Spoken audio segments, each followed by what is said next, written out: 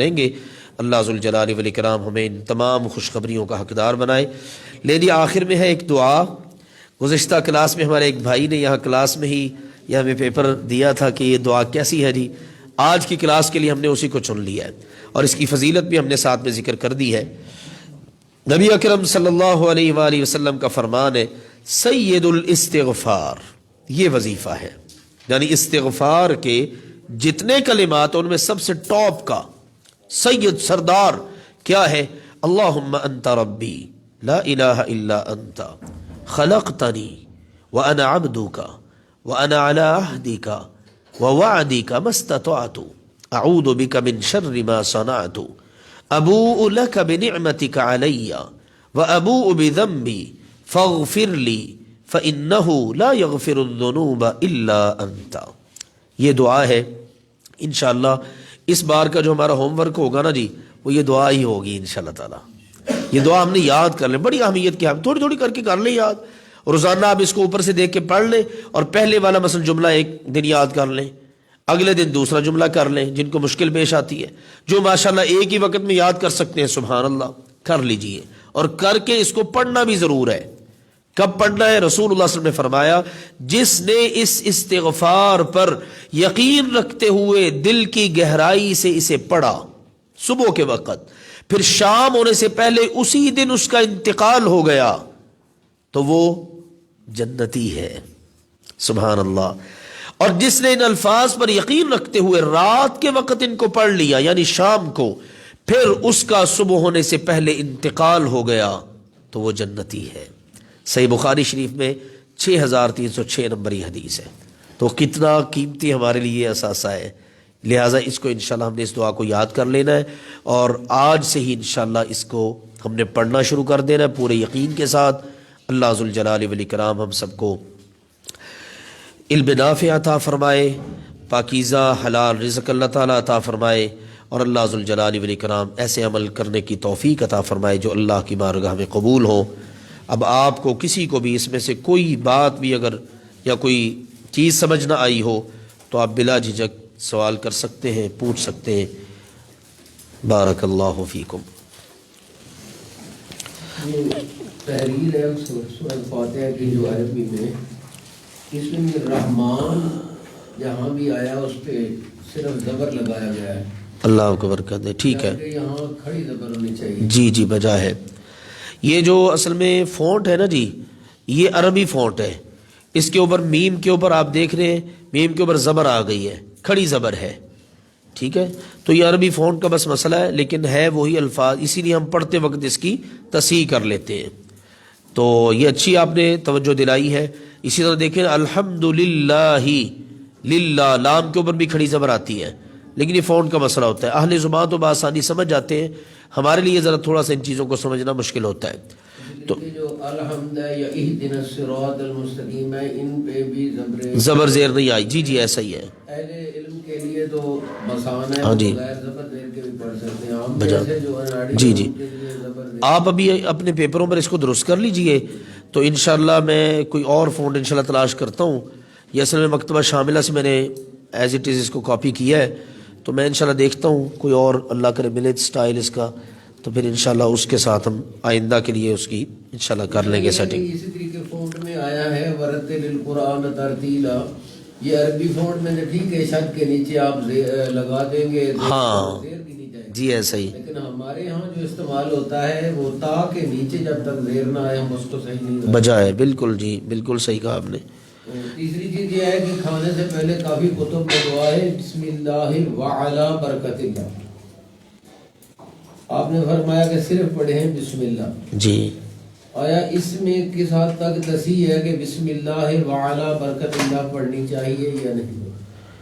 بسم اللہ وعلی برکت اللہ بعض لوگوں نے ذکر کیا ہے اس کو، لیکن جو صحیح حدیث میں ہے نا وہ صرف بسم اللہ ہے، اور اگر آپ بھول گئے تو بسم اللہ اولہ و آخرہ، درمیان میں کسی بھی وقت آپ کو یاد آئے۔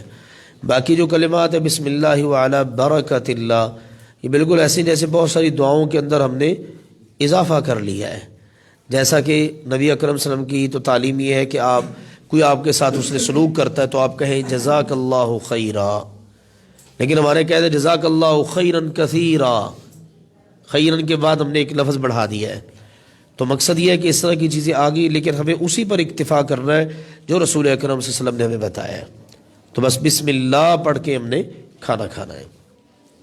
چوتھی چیز یہ ہے کہ وضو کرتے وقت ہم تو عمومی طور پہ پڑھتے ہیں بسم اللہ الرحمن الرحیم. جی یعنی کہ آپ نے بتایا کہ صرف پڑھنا صرف بسم اللہ. جی بالکل صرف بسم اللہ پڑھنا ہے. بسم اللہ ہی پڑھنا. جی جی جی. ہم نے ابھی تک یہ پڑھا بسم اللہ ہاں الرحمن الرحیم. وہ چونکہ پہلے ایسے ذکر ہوتا چلا آ رہا ہے نا ان چیزوں کا، ہم اپنے بڑوں سے بھی ایسے ہی سنتے رہے، لیکن احادیث میں اگر آپ غور کریں نا تو صرف اتنا ہی کلمہ ہے بسم اللہ بس. اس لیے میں نے اس کو اشارتاً ذکر کیا ہے کہ جہاں بسم اللہ ہے وہاں صرف بسم اللہ پڑھیں. جب پوری مثال کی طرح آپ نے تحریر لکھنی ہے تو اس کے شروع میں رسول پاک صلی اللہ علیہ وسلم نے پوری بسم اللہ لکھی، بسم اللہ الرحمن الرحیم لکھی. بارک اللہ فیکم. جی السلام علیکم. جی وعلیکم السلام. اچھا جی، میرا سوال یہ ہے کہ فعل کے حوالے سے شروع میں قد، لقد یا سین، سوف کی جی علامت ہوتی ہے. جی جی.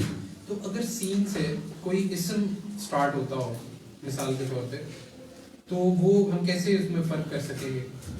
اللہ آپ کو برکت دے. اس میں فرق اس طرح کریں گے کہ سین کو آپ پھر جدا نہیں کر سکیں گے اس سے، ٹھیک ہے نا. اگر تو آپ نے سین کو اس ورڈ سے جدا کر دیا تو سمجھ لیجیے وہ فعل کی علامت ہے، وہ فعل کی علامت کے طور پر استعمال ہوگی، ٹھیک ہے نا. اور اگر آپ سین کو کسی صورت جدا کر ہی نہیں سکتے تو اس کا مطلب ہے وہ فعل نہیں بن رہا. سمجھیے نا جی.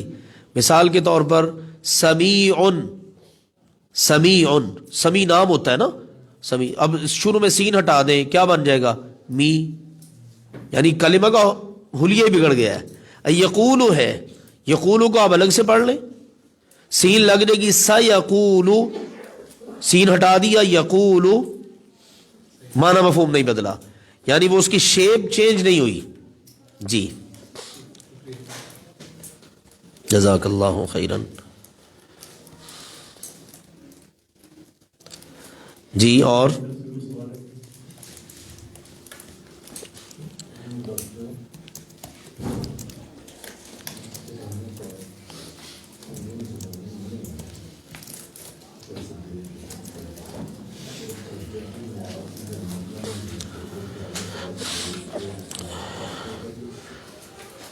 سوال یہ ہے کہ قرآن جو ہے وہ زبانی نہیں آتا، تو آپ نفل عبادت کے اندر، نفل نمازوں کے اندر اس کو دیکھ کے پڑھ سکتے ہیں، قرآن کو مسجد کے ساتھ رکھ.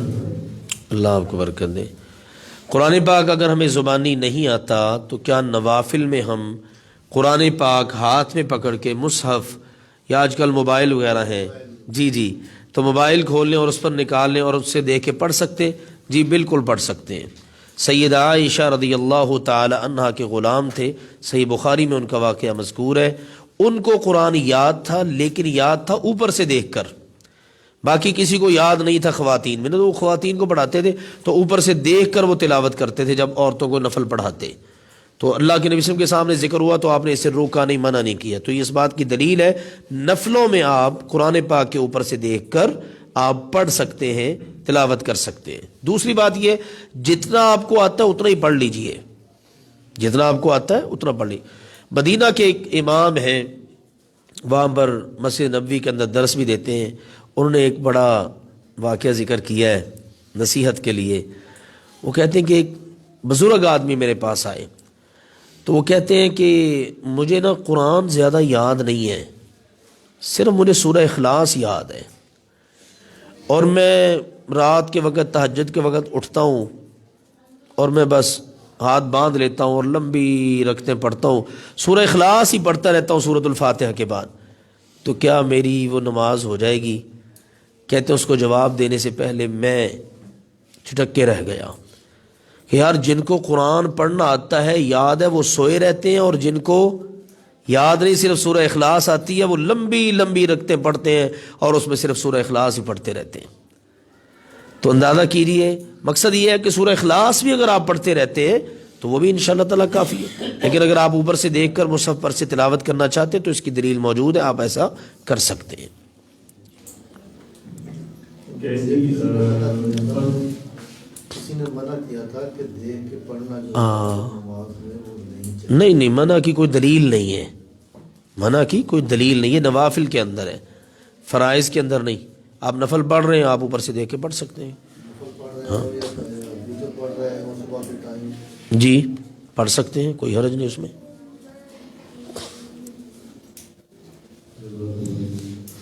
بارک اللہ فیکم.